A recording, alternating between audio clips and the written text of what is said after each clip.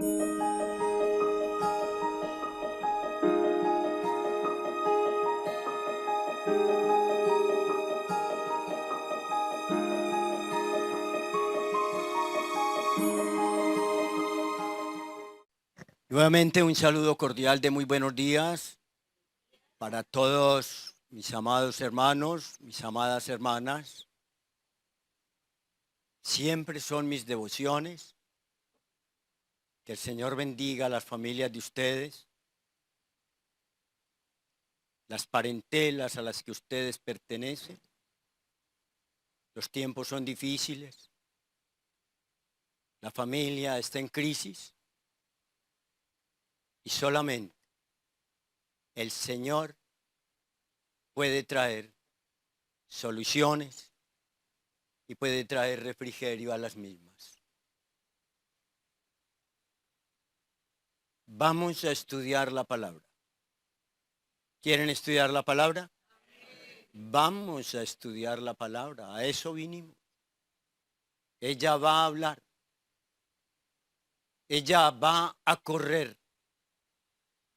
Y ella va a ser glorificada en esta mañana.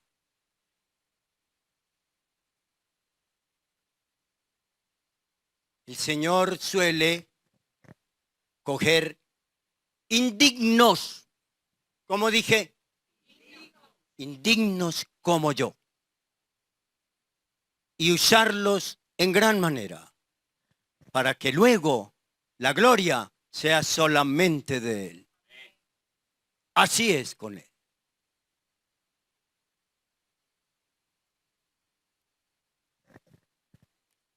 Los temas de la escatología o de los tiempos futuros,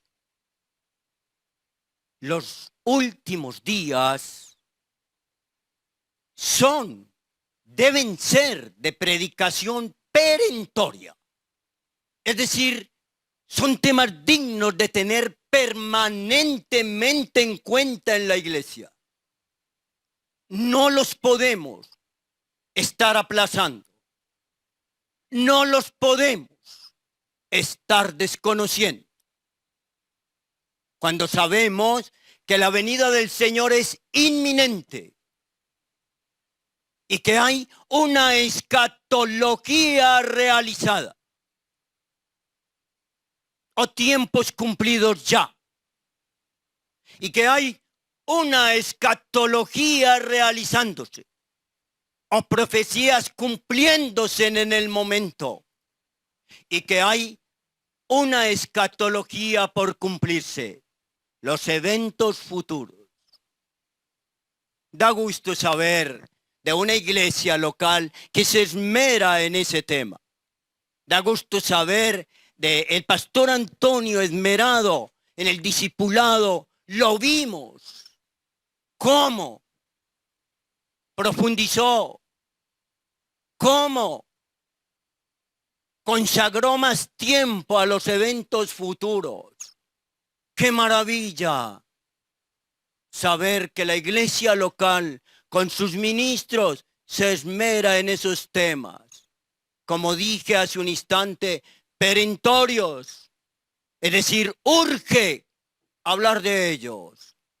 Urge tratarlos, tenerlos en cuenta, traerlos a la iglesia.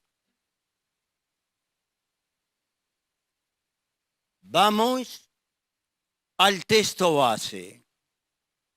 La enseñanza se llama velando porque no sabemos ni el día ni la hora.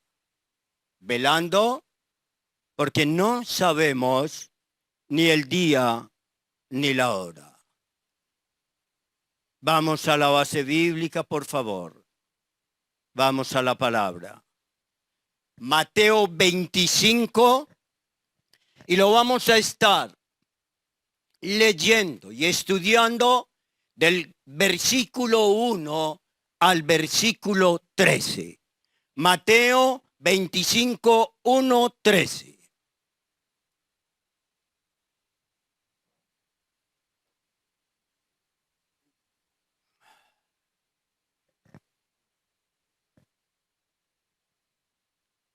Leo la santa palabra, la eterna palabra,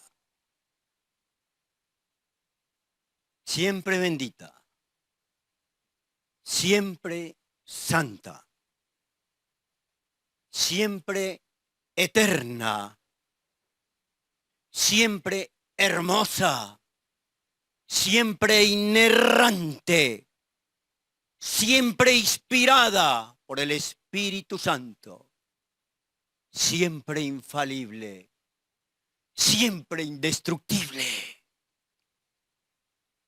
Y la leo en el nombre de Jesús.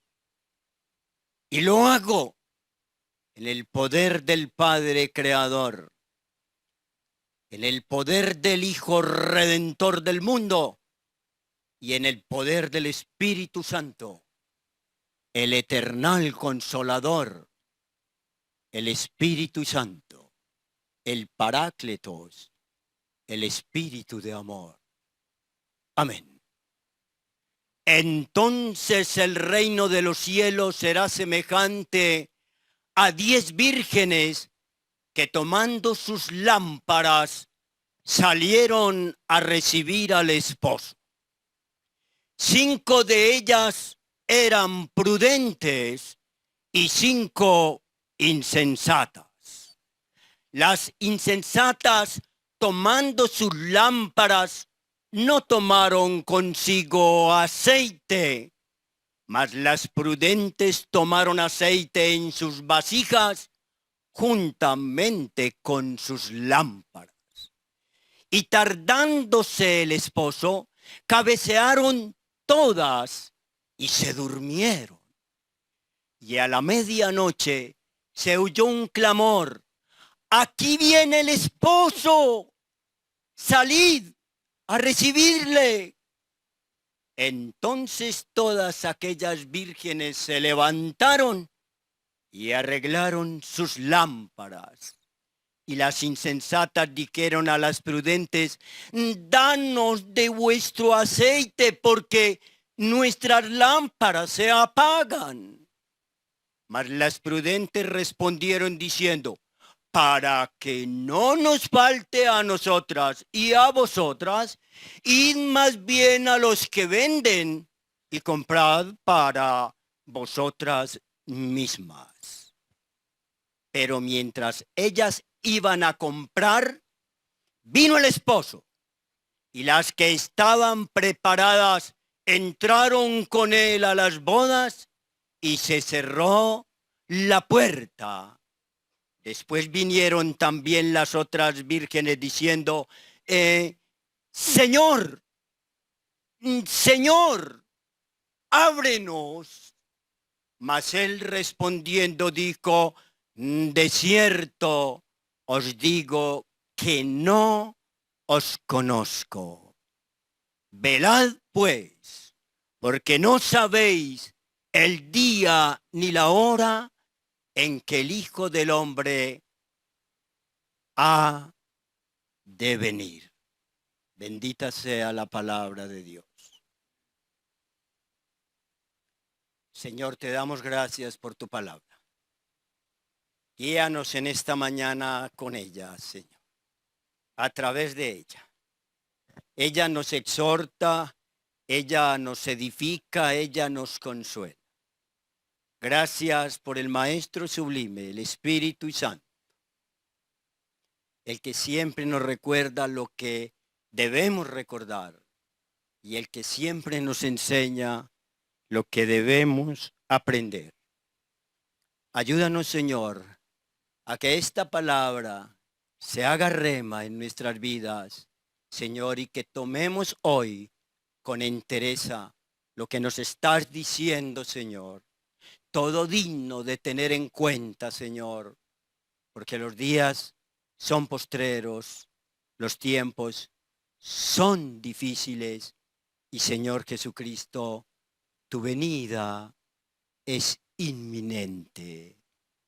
Gracias, Padre, en el nombre de Jesús. Amén. Y amén.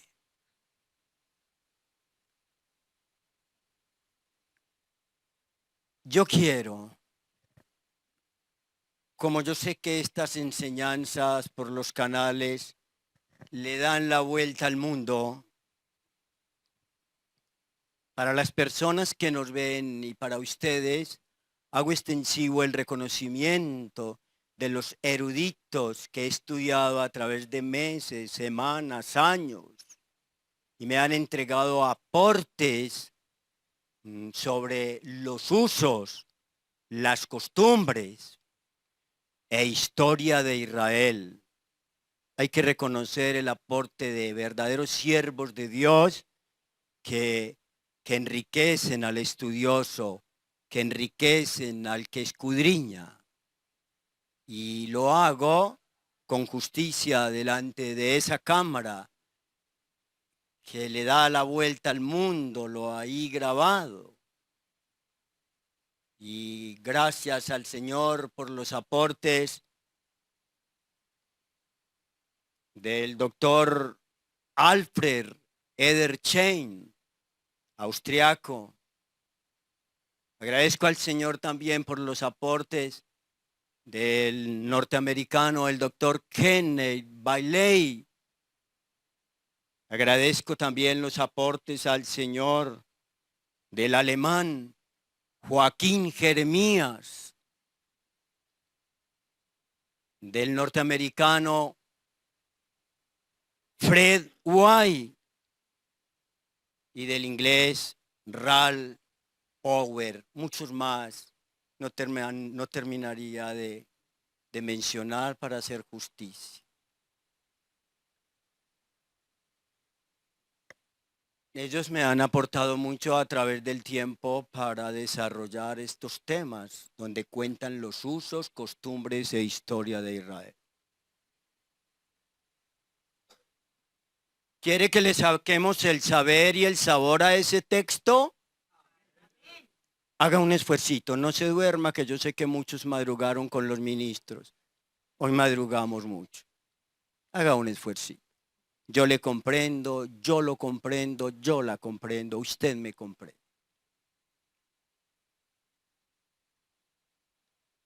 Las costumbres de bodas variaban mucho de un distrito a otro, de una aldea a otra, de una comarca a otra. Incluso habían mezclas de costumbres palestinenses y babilónicas que los judíos fueron adoptando a través de los siglos. Pero en general se pueden dejar claros unos aspectos que se acostumbraban y que el autor sagrado aprovechó en las narraciones bíblicas para hacer pedagogía de la salvación. Veamos algunos usos, costumbres en la historia de Israel antes, durante el tiempo de Jesús y después. Vamos con algunos usos y costumbres para bodas. Para bodas. David, para bodas.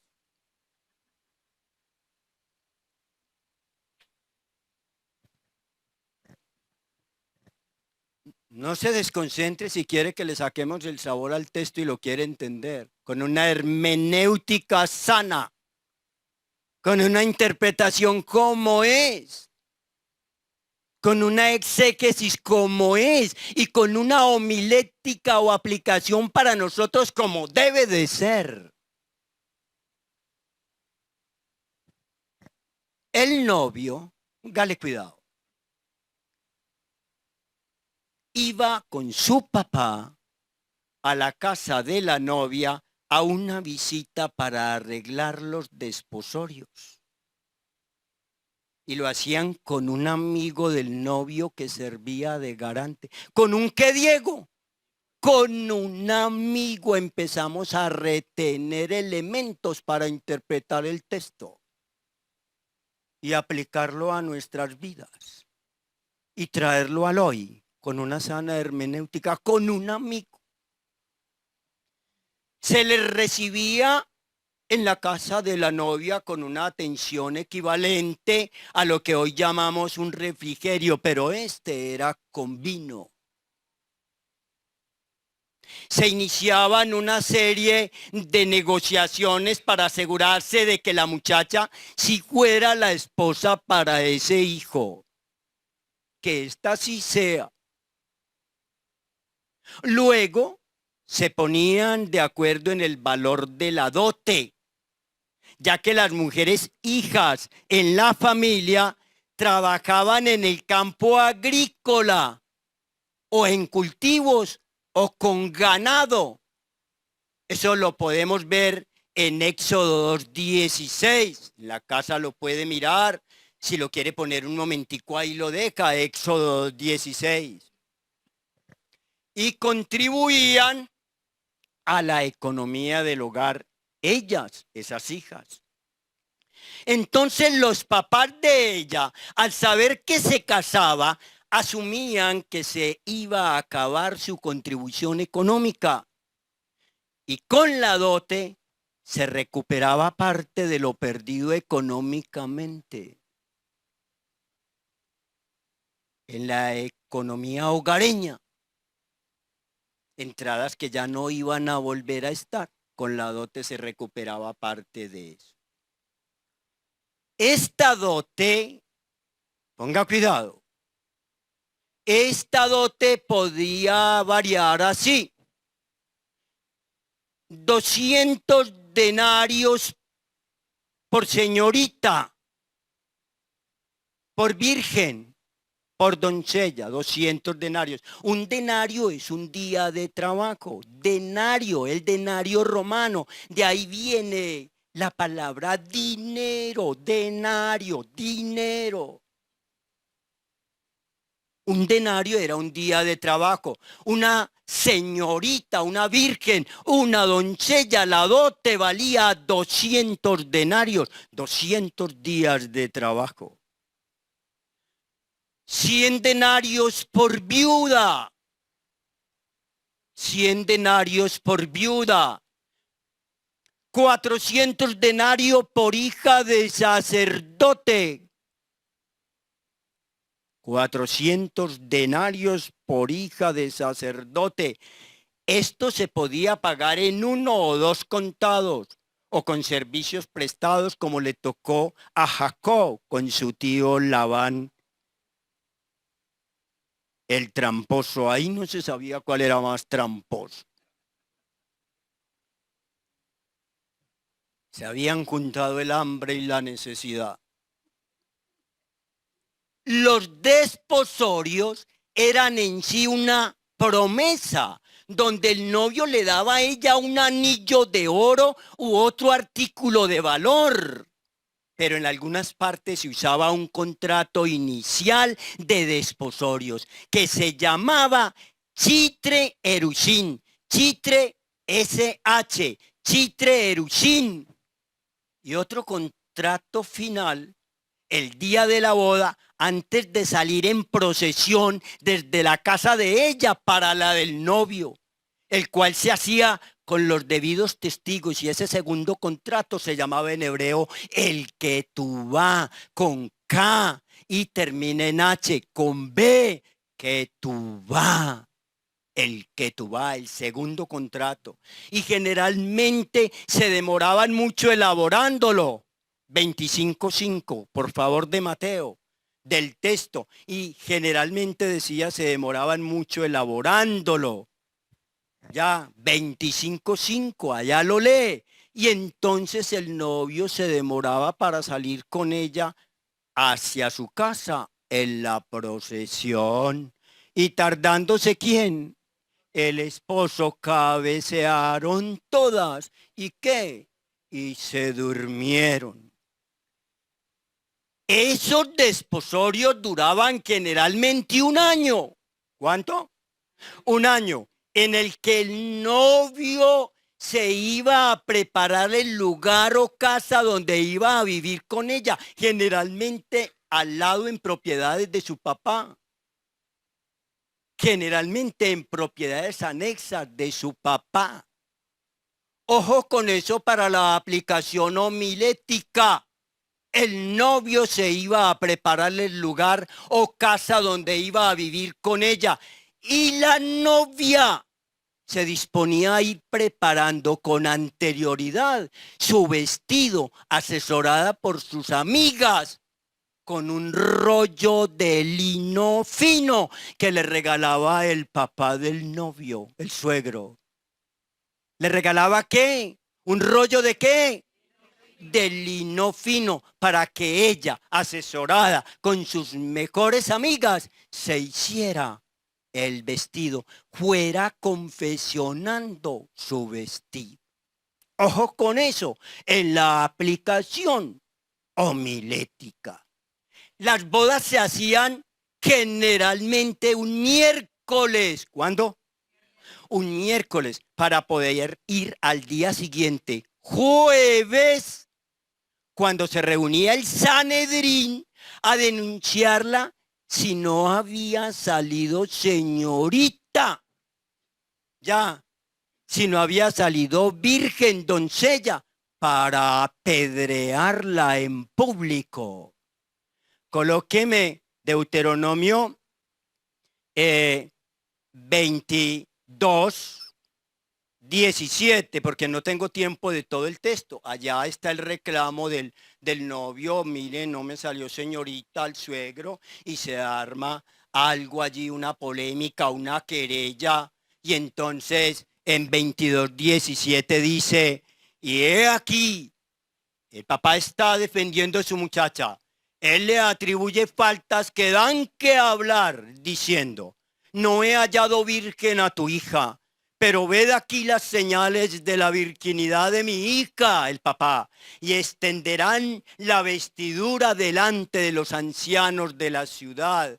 El papá no está, en Reina Valera lo dice vestiduras, pero la traducción en el hebreo es ropa de cama o sábanas matrimoniales. El papá levantaba la sábana matrimonial o la ropa de cama ensangrada. La prueba. La prueba. Lo que pasa es que Reina Valera dice vestiduras, pero en otras versiones dice, por ejemplo, ropa de cama o sábana matrimonial. Cuando llegaba el día de la boda, él, el novio, se vestía y se perfumaba como un rey, y ella se vestía como una princesa bien ataviada y adornada. ¡Ojo con eso! Para la aplicación homilética. Ojo con eso. El día de la boda él se vestía y se perfumaba como un rey, y ella, como una princesa bien ataviada y adornada, se ponía bien apuesta. Qué lindo.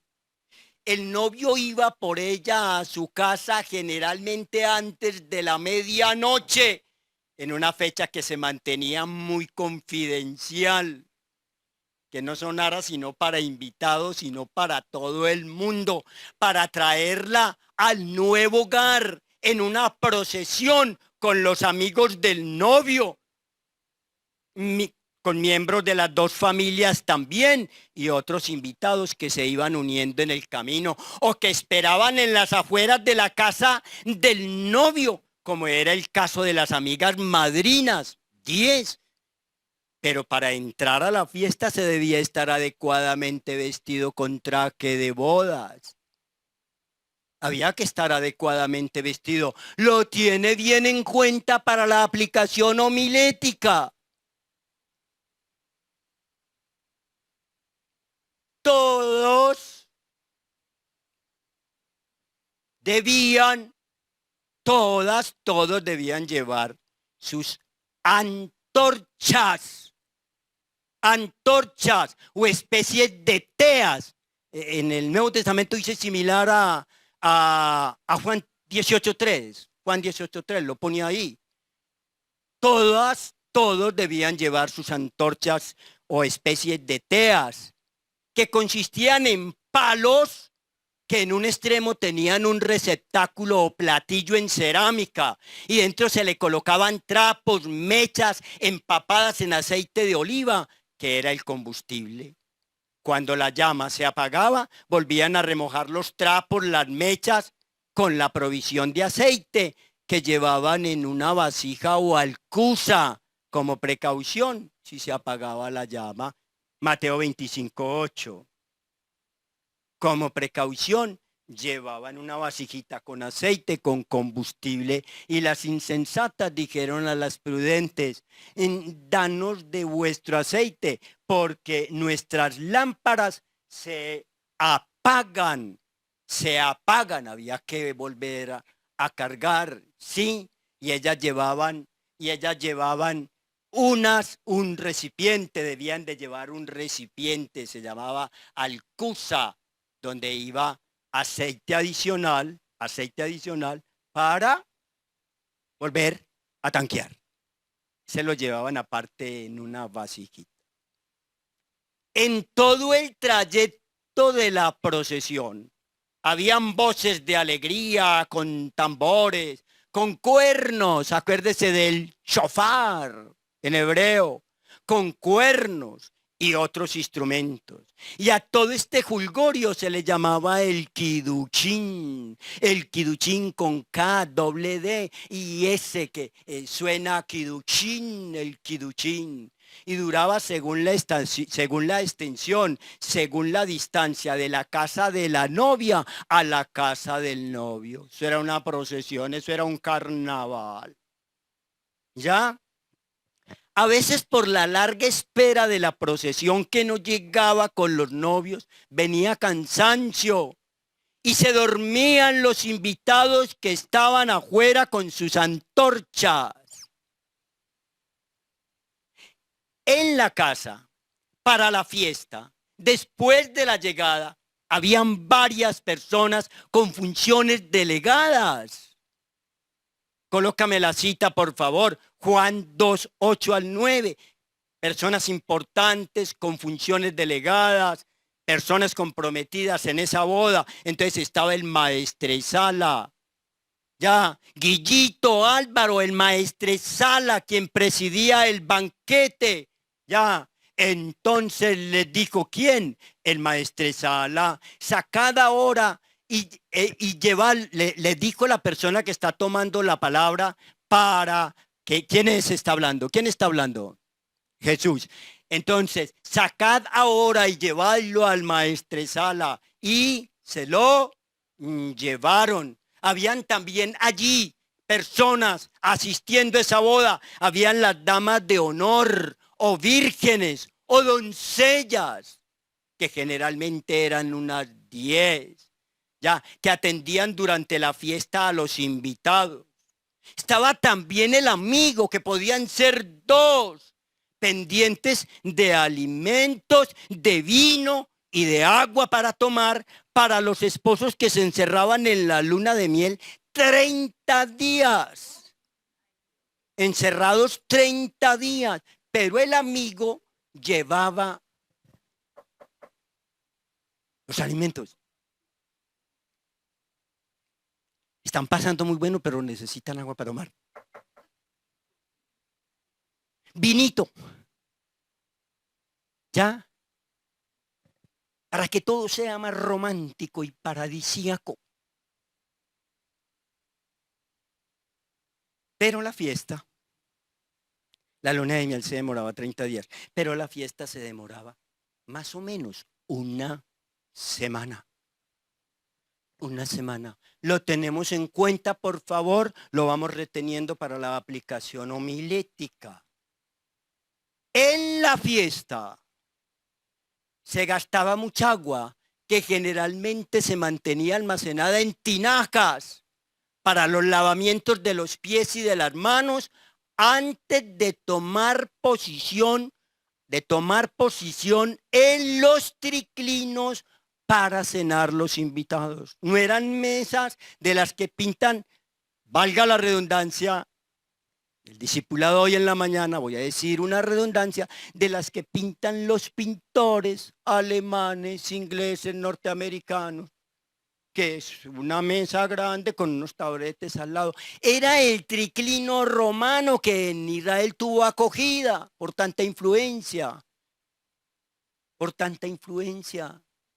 Entonces en el triclino se sentaban bajitos, la mesa era bajitica y todos alrededor, y habían tapetes y habían cojines y habían alfombras. Pero si llegaban con los pies empolvados, los pies llenos de barro, las manos sucias, ¿cómo iban a volver eso en un momentico? Entonces habían que lavar los pies, había que lavar las manos para que la gente estuviera allí como debía de estar, en el triclino romano, compartiendo.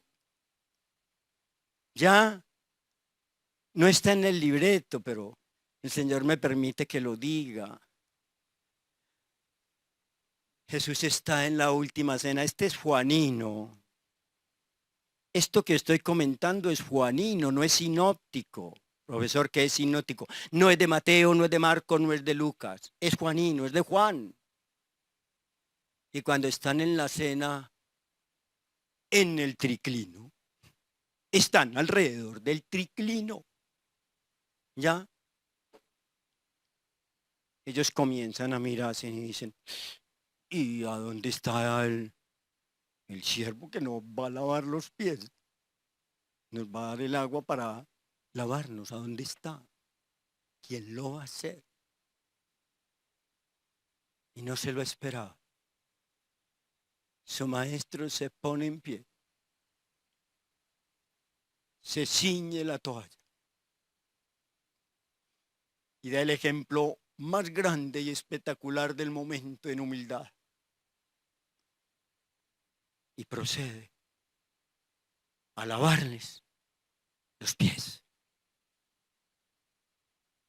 No solamente como símbolo de limpieza para vida eterna, sino como norma higiénica, costumbre, uso en Israel de lavar las manos, los pies de los invitados para que no ensuciaran los tapetes, los cojines, las alfombras. ¿Lindo o no? Bonito. ¿Qué ejemplo del Señor? La fiesta empezaba después que los novios se encerraban en su habitación. La habitación se llamaba el cheder. Ese es con che, la che de la nuestra. El cheder. ¿Ya? Y se juntaban en el lecho nupcial, en hebreo, chupá. El chupá. La cama. El lecho nupcial. Con che, con doble P y termina en H en el hebreo. La transliteración quiero decir. Chupá. Se encerraban en el chupá, en el cuarto nupcial, en la pieza. La novia entraba al cuarto con el novio, ya eran esposos, con el cabello suelto, provocándolo, y sin velo, sin el badequén que había tenido durante toda la procesión, para que el rostro de ella no lo viera el perro y el gato. El badequén, el rostro que había llevado durante toda la procesión, pero que ahí lo tiene que quitar. Ahí se lo tiene que despojar, se lo tiene que quitar, porque va a estar con su rostro y su cuerpo para que la vea el que es, el novio con quien se ha casado. Novio, las palabras son bien interesantes. Cuando uno analiza las palabras desde su etimología, uno encuentra que no en vano están construidas. Novio, no vio, no ha visto.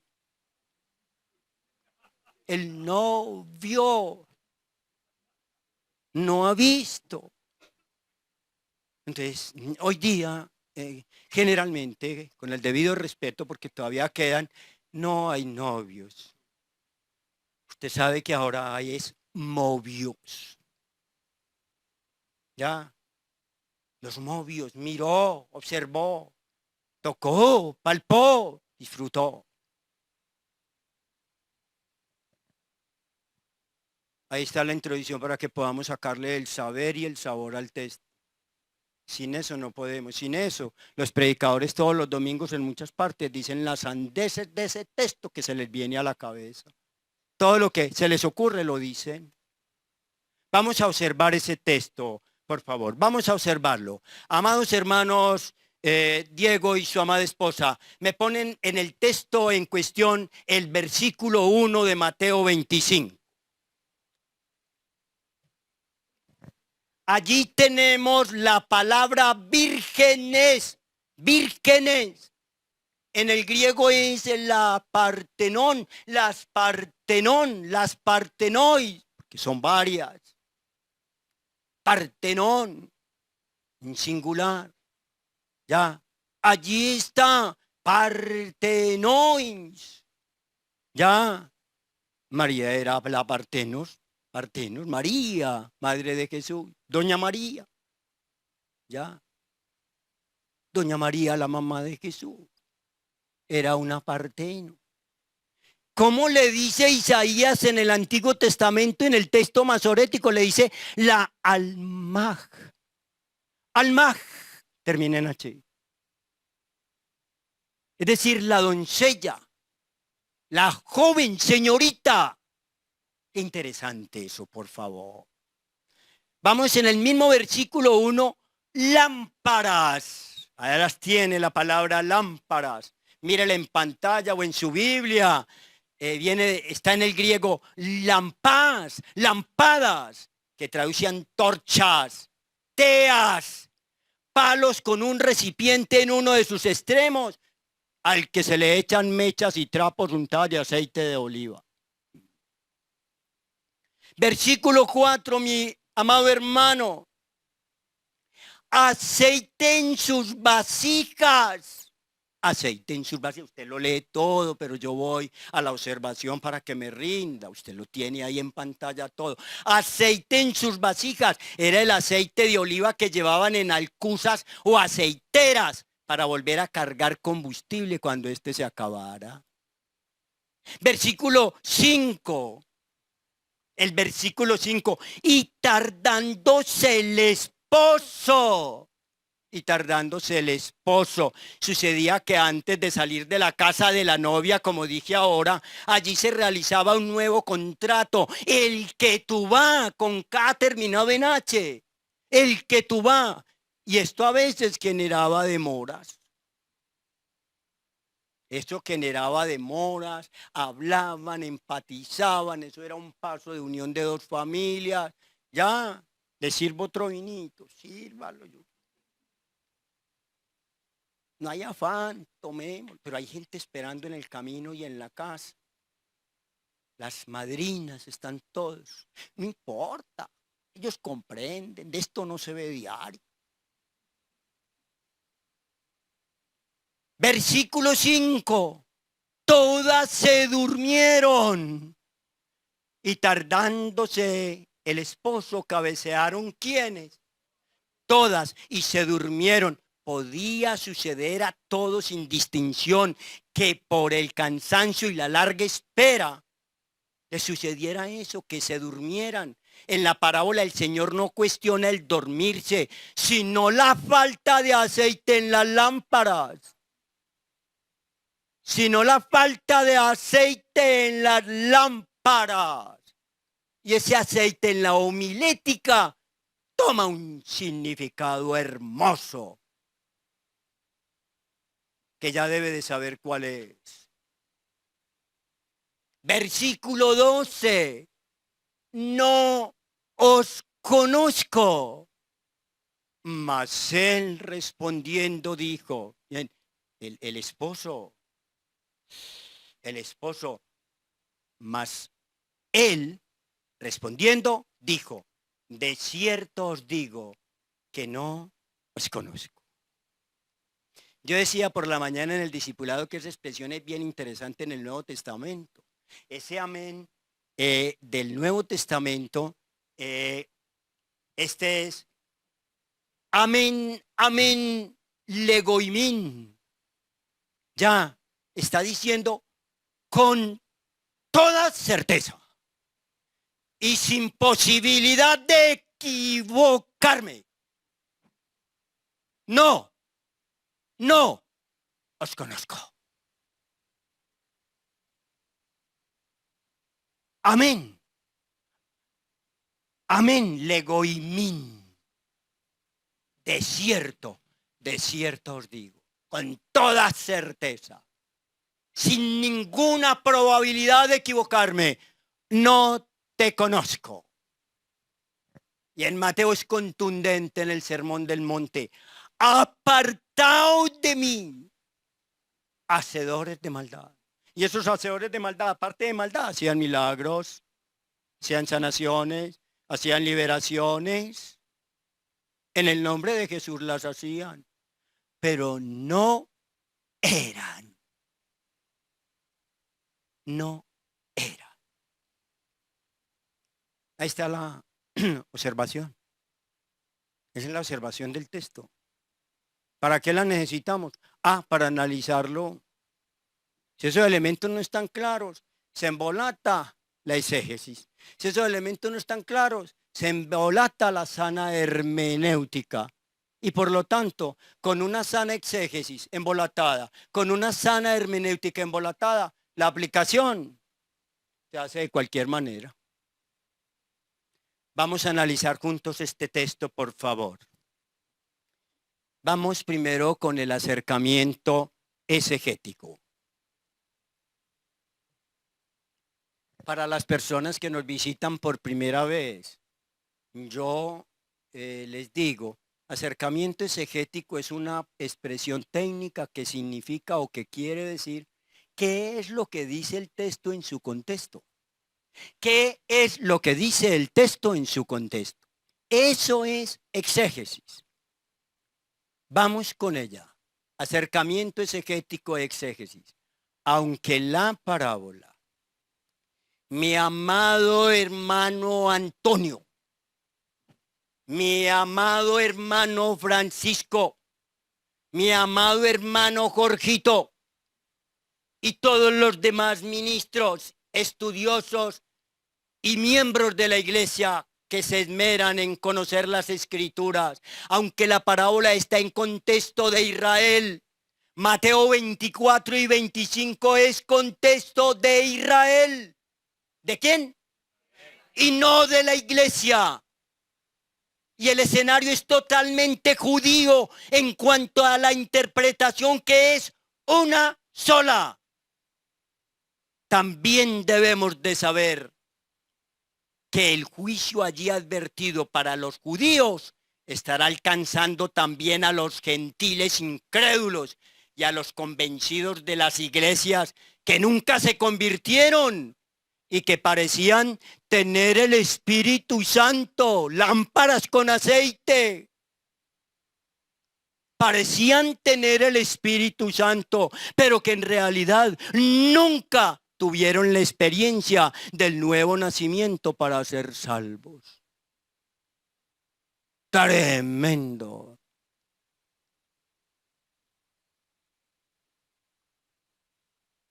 Esa es la exégesis. Eso no hay que escarbarlo más.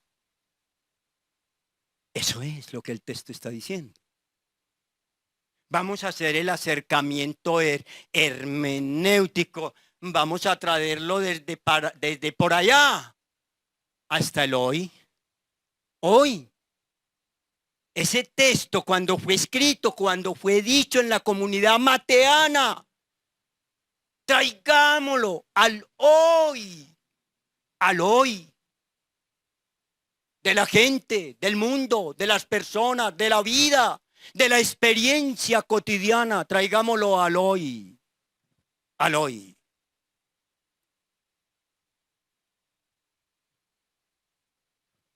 ¿Qué es el acercamiento hermenéutico? ¿Cómo lo interpretamos para hoy? Para hoy. Multitudes del mundo están viviendo una vida que ignora y desconoce totalmente la segunda venida de Cristo. Y muchos creen estar seguros en su insensata religiosidad, donde hay un interés meramente superficial por las cosas divinas. Algunos lucen cierta piedad entre los verdaderos piadosos, los que tienen aceite de la unción, el Espíritu Santo, y parecieran ser, pero no son. Lucen cierta piedad, manejan una liturgia que molesta a veces. Dice, ay, el carro no llega, la buseta no se acerca. Amén.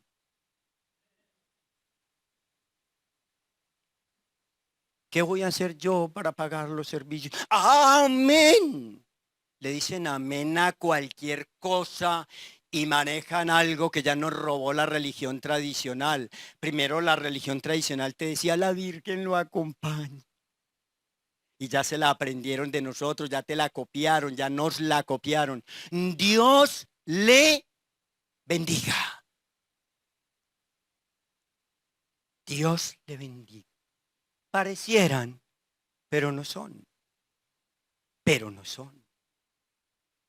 Todos ellos y nosotros mismos deberíamos de tener claro que no hay segunda oportunidad y que el asunto es totalmente personal delante de Dios, que el problema de la salvación no nos lo podrán resolver las personas que verdaderamente son salvas. Ellos nada podrán hacer por un falso creyente. La salvación es por gracia y fe en el Señor Jesucristo. Y ello exige creer y recibirlo para que sea el Salvador y el Señor de nuestras vidas mediante una relación personal e íntima con Él. Nunca, ojo con lo que dije, nunca le podremos decir a las personas consagradas que nos regalen un poquito de su unción y santidad para nosotros poder entrar en la vida eterna y estar siempre con el Señor. Ahí está la hermenéutica sana trayéndola al hoy. Vamos a hacer el acercamiento homilético o aplicación para nosotros, para la iglesia, porque si no la hacemos, vinimos a escuchar información. Ay, ¿y uno para qué información? Uno necesita es formación. Vamos a aplicarla a nosotros aquí en esta mañana.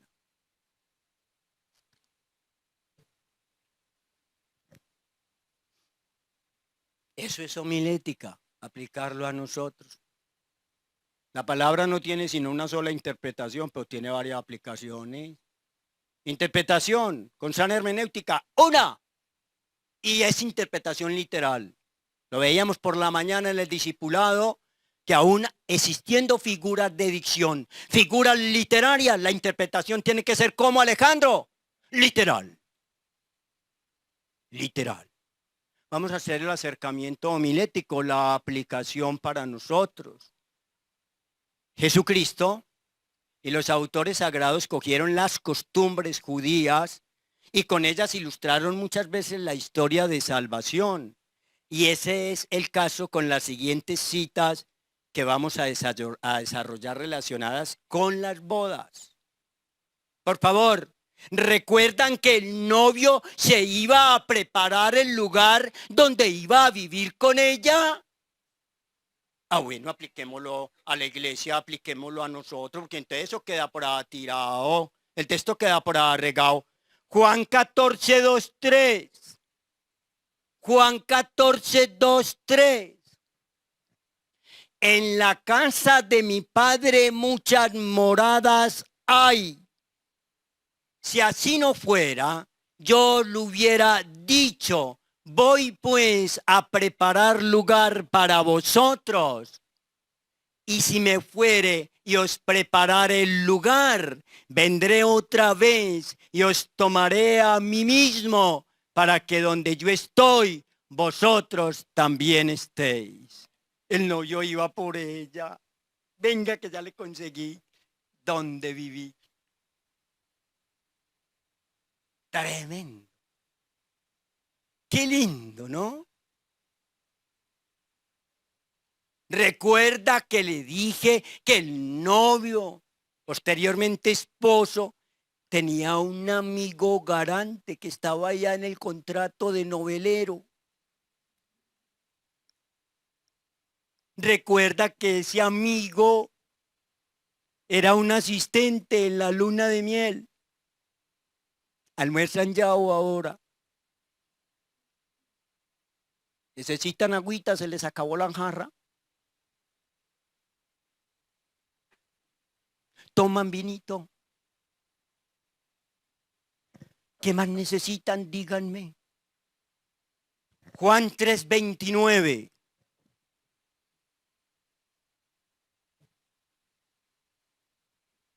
Juan 3:29. El que tiene la esposa es ¿quién? El esposo. Mas el amigo del esposo que está a su lado y le oye,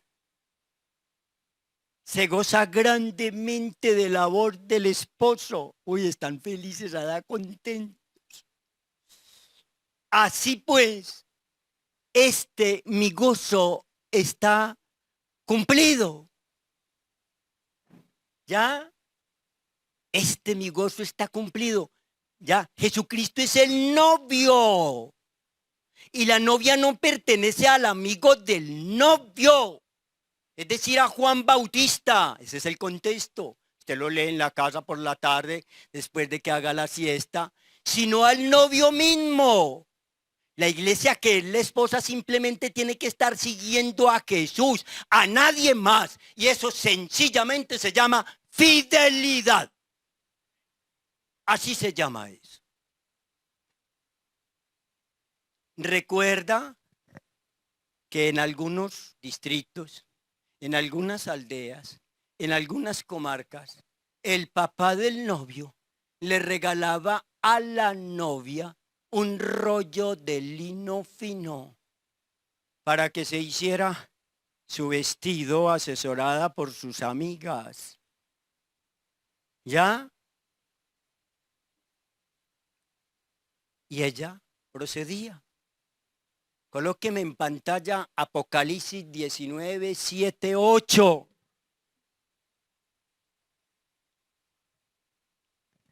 Gocémonos y alegrémonos y démosle gloria, porque han llegado las bodas del Cordero y su esposa se ha preparado y a ella se le ha concedido que se vista de lino fino, limpio y resplandeciente, porque el lino fino es las acciones justas de los santos.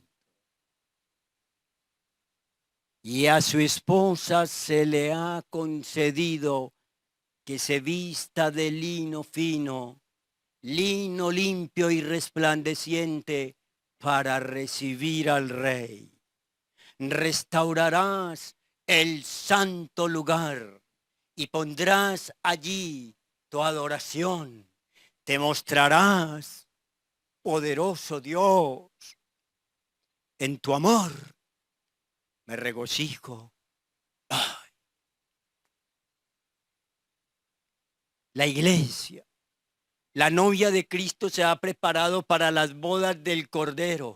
Ella se ha vestido en un acto de gracia con justicia y santidad, para poder ser la esposa celestial en la unión íntima e indisoluble de la comunidad de redimidos con el Señor Jesucristo, cuyos desposorios habían comenzado cuando por fe los recibimos en nuestro corazón, enamorados de Él y viviendo en fidelidad.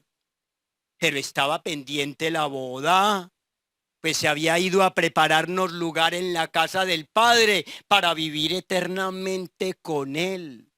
Las bodas del Cordero tendrán lugar en el cielo después del rapto de la iglesia. Pero la fiesta de bodas se prolongará en la tierra durante el reinado milenial y se extenderá hasta la creación de cielos nuevos y tierra nueva. ¡Qué maravilla! Entonces la gente cuando estudia estos textos se pierden todo el sabor de esta movida porque los usos, costumbre, historia de Israel la tienen embolatada.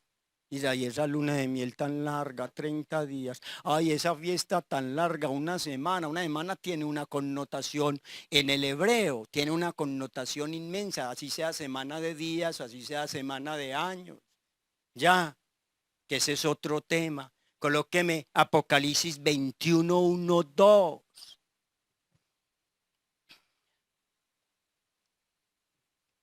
Vi un cielo nuevo y una tierra nueva, porque el primer cielo y la primera tierra pasaron, y el mar ya no existía más. Y yo, Juan, vi la santa ciudad, la nueva Jerusalén, descender del cielo, de Dios, dispuesta como una esposa ataviada para su marido. La vestimenta para poder estar allí es definitiva. Y no es a la manera de nosotros, sino a la manera de Dios, con vestiduras blancas que hablan de justicia y santidad en nuestras vidas. Apocalipsis 3:5, yo leo la parte A nomás. Apocalipsis 3:5, leo la parte A del versículo. El que venciere será vestido de vestiduras blancas, y no borraré su nombre del libro de la vida, y confesaré su nombre delante de mi Padre, delante de sus ángeles. ¿Será vestido cómo? De vestiduras blancas, la justicia, la santidad, la obediencia al Señor. Debemos de saber que los llamados a esa fiesta eterna son todos los que recibieron la invitación a la salvación. Pero los escogidos para entrar son todos los que respondieron a ese llamado adecuadamente. ¿Ya? Cuando va Jorgito, cuando va Getelcito, cuando van las hermanas, cuando van los hermanos, están llevando el llamado. ¿Ya? Están llevando el llamado, están hablando, predicando, enseñando, llevan el querigma, la predicación del evangelio, ahí en la calle, ahí en las afueras. Problema que no es de ellos ni de ellas si la persona no quiso creer, no quiso aceptar. El llamado lo tuvo un día en la vida. En la soberanía de Dios, en la responsabilidad humana, cada quien resuelve si escucha, si oye o no ese llamado. Regáleme Mateo 22 y lo vamos a mirar del versículo 11 al 14, por favor. Mateo 22 del 11 al 14. Contexto de esto. Las bodas. Fiesta de bodas. Contexto. ¿Ya? Y entró el rey para ver a los convidados. Y vio allí a un hombre que no estaba vestido de boda. Y le dijo, amigo, ¿cómo entraste aquí sin estar vestido de boda? Mas él enmudeció. Entonces el rey dijo a los que servían, atadle de pies y manos y echarle en las tinieblas de afuera. Allí será el lloro y crujir de dientes, figura de dicción para infierno. Figura literaria para infierno. Tinieblas de afuera. Lloro, llanto en otras versiones y crujir de dientes. Presentarse sin el vestido de boda era una manifestación de rebeldía contra el orden establecido, señal clarísima de lealtad al rey. Y esa persona llegó a esta situación por decisión propia sin excusa alguna. Al enmudecer ante la sentencia, ese silencio se convirtió en el signo manifiesto de la culpa que lo dejó eternamente sin apelación. Es decir, que nunca habrá segunda oportunidad. Y la parábola no está diciendo que algunos se podrán colar, que al Señor se le cuelan algunos. Ya, la palabra está diciendo es que allí se entra a la manera de Dios y no a la manera nuestra. Y no a la manera nuestra. Regáleme Apocalipsis 16:15, por favor.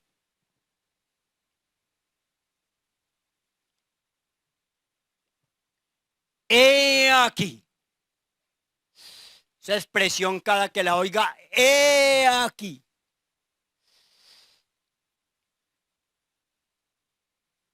Es como un llamado de atención a que, como decimos en Antioquia, pare las orejas. He aquí, yo vengo como ladrón.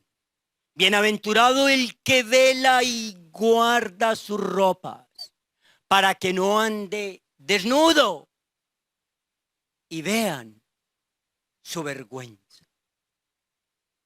Aunque el texto está en contexto de gran tribulación, también vale como un llamado para los creyentes en la actualidad a practicar la fidelidad y la santidad, precisamente porque esperamos su venida repentinamente como ladrón, que no dice cuándo va a venir por las cosas. Hay dos palabras importantísimas. Véalas aquí, míralas por favor. Haga un esfuercito. Vela y guarda. ¿Cuál es? Vela y guarda. Qué interesante esas dos palabras. Son definitivas en lo que se está diciendo. Las dos. Vela, Gregorón. Gregorón. Si alguien se llama Gregoria o Gregorio, significa el que vigila, la que vigila. Vela en griego, Gregorón. Guarda en griego, Terón.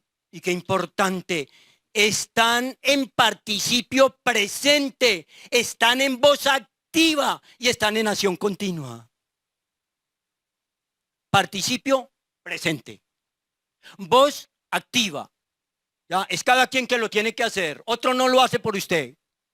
Y acción continua.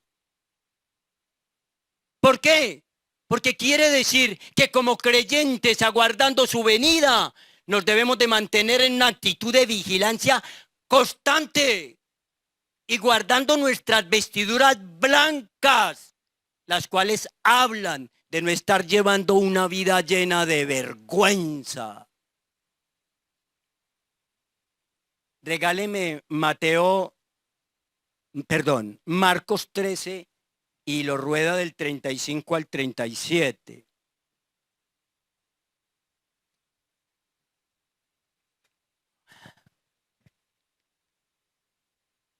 Velad, en el griego, gregoreite.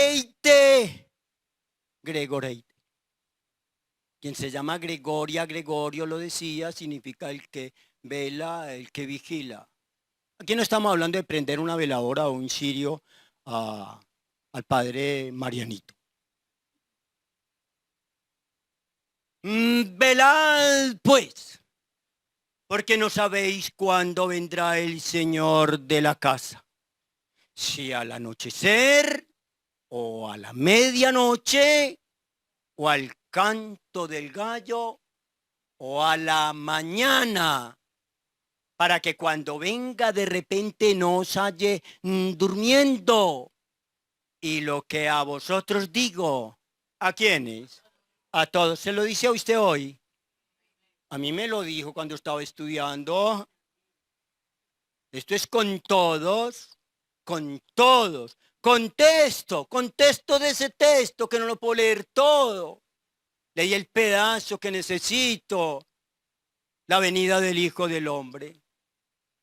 Ya. Y la advertencia que se hace es para todos. Para discípulos de su tiempo y para creyentes de todas las épocas. Para todos. Para todos. No comience a escarbar. Comience usted a decir, esto se lo digo a los que estaban con él. Yo todavía no dejo las viejitas. Yo me sigo tomando mis chorros. Como saben de bueno. Esto es con todos. Esto no exceptúa a nadie. ¿Por qué? Porque usted sabe que Dios no quiere. Dios quiere, perdón, mejor digámoslo así. Dios quiere que ninguno se pierda. Dios quiere que ninguno se pierda.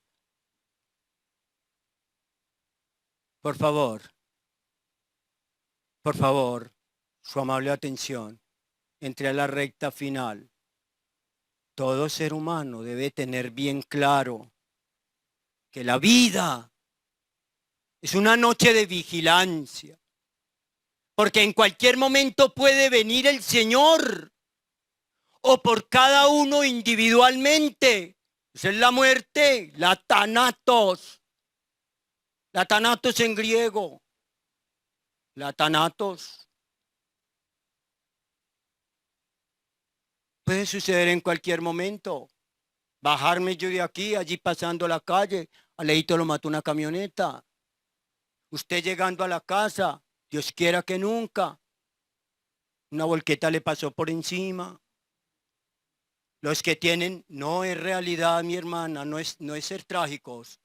Es la realidad, eso es lo que nos tiene como estamos. No, a mí no me pasa. Señora, ahí está el peatonal, por debajo no, a mí no me pasa. Y se pasa por debajo y llega el loco en la moto y lo levanta. Es realidad, no es pesimismo, no es aguafiestas, es la realidad cotidiana. Nos levantamos por la mañana, nos duchamos, salimos a nuestros menesteres, llaman. Usted es la esposa, usted es la mamá, usted es una hermana, aquí está tirado. Perú con Bolívar. Y si se parece, si es él, ¿por qué no revisa bien? Ya miramos los documentos, es él. Es la realidad. Yo no estoy asustando a nadie. Partamos de que a mí mismo me puede suceder enseguida. Esa es una. La otra,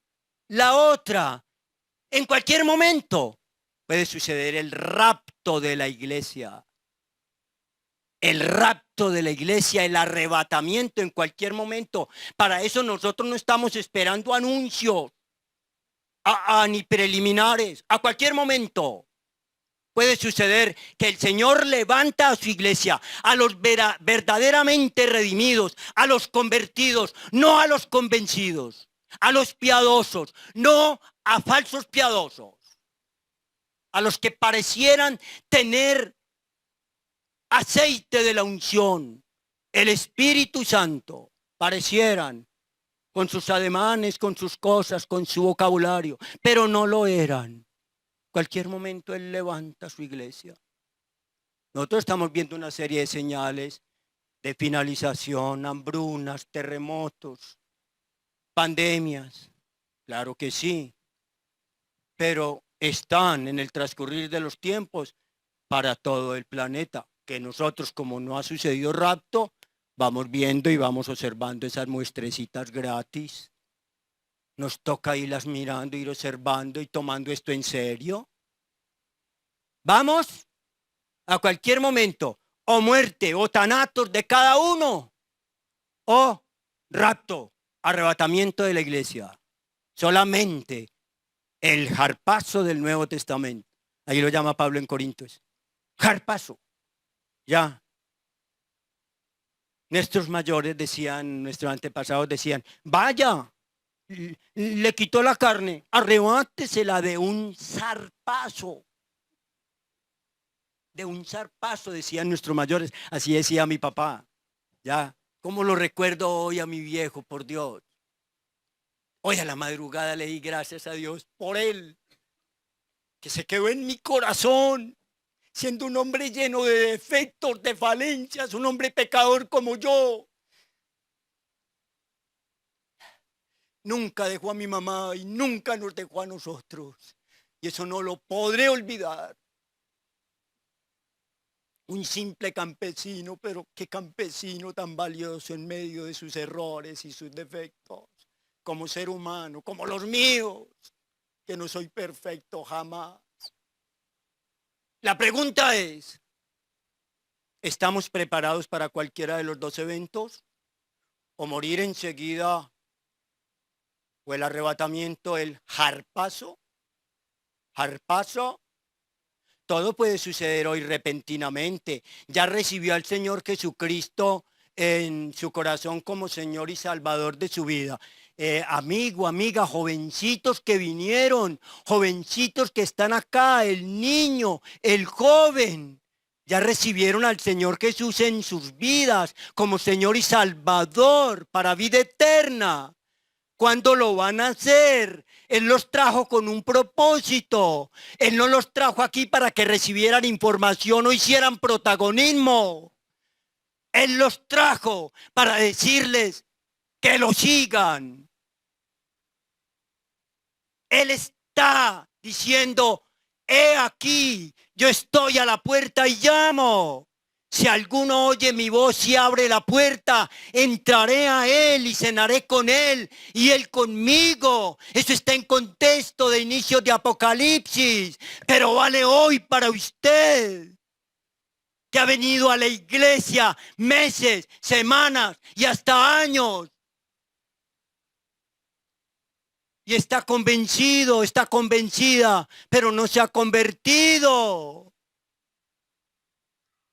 Deja ver un cierto aceite, deja ver una cierta luz de una lamparita a medias. Deja ver una cierta piedad. Pero usted que no ha nacido de nuevo, usted que no se ha convertido, el Señor hoy le dice que hoy es el día de salvación, que hoy es el tiempo aceptable, que hoy es el año de la gracia, que hoy es el día favorable del Señor. Ha estado camuflado, ha sentado, haciendo religiosidad los domingos, diciendo como habla de bueno el pastor Antonio, como habla de bueno Alejandro, como hablan de bueno Jorgito, como hablan de bueno Francisco, como hablan de bueno los hermanos. Sí, eso no le va a servir delante de Dios si usted no ha dado el paso de recibirlo a Él en su corazón como Señor y como Salvador de su vida. ¿Cuál vida? La que hablamos en el discipulado, hermana Elizabeth. Vida eterna, eterna. Ore allí con sus palabras. Aquí no hacemos oraciones de fe. Yo conozco gente que hace 15 años, recientemente hablaba con una persona que hace más o menos 15 años hizo oración de fe. Usted viera todas las travesuras que hace. Usted viera la vida que lleva. Es que todos nos equivocamos, es que todos fallamos, es que todos pecamos, pero no vivimos en pecado deliberado. No pecamos en un presente continuo desde el griego, sino que podemos caer. Y el haber vencido la tentación hoy no nos inmuniza ni nos exime contra de pronto caer mañana. El que esté firme, mire que no caiga para que no haga alarde de nada. La oración de fe la hace usted. No se la hace Leito, no se la hace Antonio, no se la hace Francisco ni Jorgito. La hace usted en un contrito y sincero arrepentimiento delante del Padre, pidiendo perdón y agradecida por ese perdón, recibiendo al Señor Jesucristo como Señor y Salvador de su vida, porque Él y solamente Él hizo la obra redentora completa en el madero de la cruz, pagando por todos sus pecados, por los míos, por nuestros pecados pasados, presentes y futuros, y derramando su sangre preciosa, bendita sangre, para limpiar nuestra inmundicia, para limpiar nuestra maldad, para borrar nuestra iniquidad. Es así que debe de ser el paso. Es así que tiene que tener un doble momento, una metanoia, un arrepentimiento. Metanoite, decía Juan en el desierto de Judea bordeando el Jordán. Metanoite, arrepentido.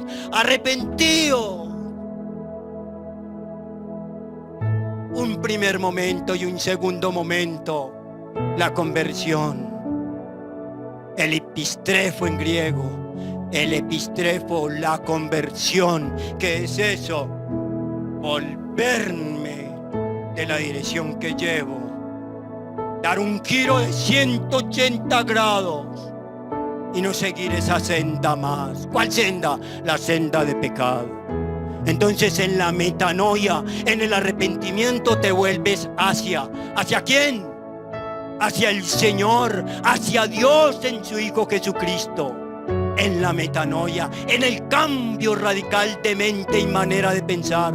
Pero en la conversión, en el epistrefo, ahí no es volverte hacia es en la metanoia. En el epistrefo, en la conversión es volverte de tu pecado, de mi pecado, de nuestro pecado, de nuestra pandemia de estupideces, como lo decía mi hermanito Guillito. Vamos a orar.